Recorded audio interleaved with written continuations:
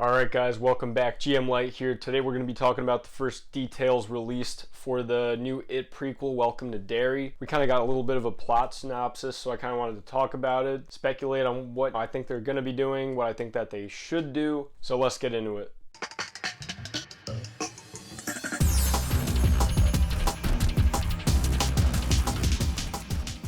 So right off the bat with this premise, apparently it's going to take place in the 60s and kind of center around 4 kids, friends. There's going to be an Air Force base involved, mysterious special projects going on there with a bunker, and they're basically searching for their friend who's disappeared.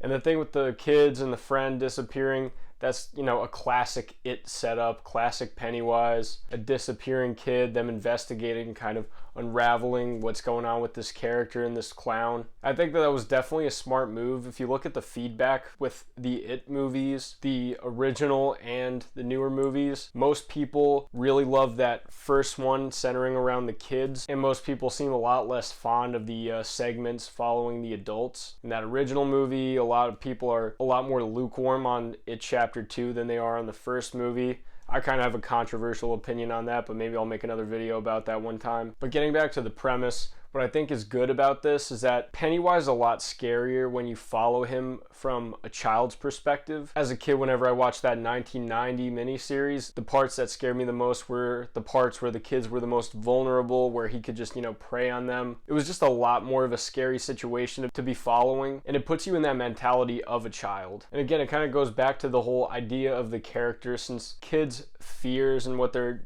afraid of so much more tangible. It's a lot easier for him to kind of manipulate that and use it against him. Like when I was a kid, I was afraid of the Martians from Mars Attacks, and now I'm afraid of losing my job and not having financial stability. That would be a bit of a tough one for Pennywise to try and mimic. Moving on to the rest of the plot though, the whole thing with the bunker, the secret facility, and the weird projects going on, that's definitely a very 50s, 60s type thing, reminding me of Area 51, but what this kind of reads to me as is they're focusing a lot more on the science fiction aspect of it. This is something that I really have been wanting them to tap into. I've been wanting them to kind of go weird, go macroverse, go microverse, really go into Pennywise and the Deadlights' origins. That was something that interested me a lot about Cary Fukunaka's original vision for the It remake, and I like those Andy Muschietti movies, but what he wanted to do was a lot more of a cerebral science fiction approach to Pennywise and It. He wanted to delve pretty deep into the weird type of shit that goes on, probably bring in the turtle and all the other weird stuff that came with the book. There's just pretty abstract concepts in that and in the microverse and the macroverse, and although I'm not entirely convinced that they will go fully into it, I think that just at least a little bit more elaboration would be nice. That's just something that I'd be very interested in. And there's a lot left to talk about with how lightly the first 2 movies cover those concepts and what it actually is. I kind of originally thought that this series was going to take place way back in time, like in the 1800s or something. I didn't really expect it to take place in the 60s. I thought that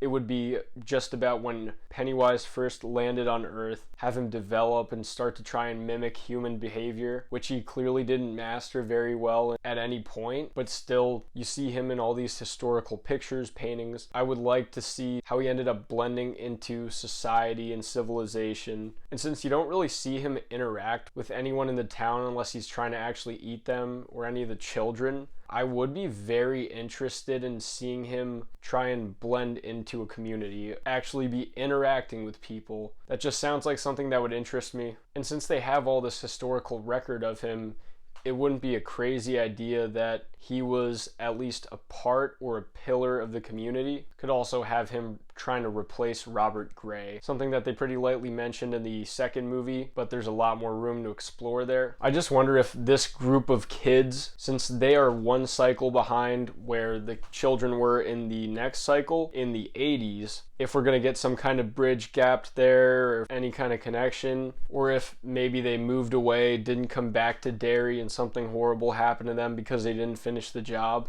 All of that stuff could be explored. There's just so much more to show with this character. Pennywise is pretty limitless potential. He's just a being with so many layers to explore, and the alien quality to him is just pretty frightening in general. So hopefully they fully take advantage of that concept, show us a lot more, give us some more conceptual ideas with what he is, And I'd also just be interested to see how they would try to visually show that. But those are just my thoughts on the first information that we are sort of getting from Welcome to Derry. I'm not sure if this is all 100% confirmed, but I trust 3C Films. He's the one who reported on it. And I'll take him at his word for it. He's never really done me wrong.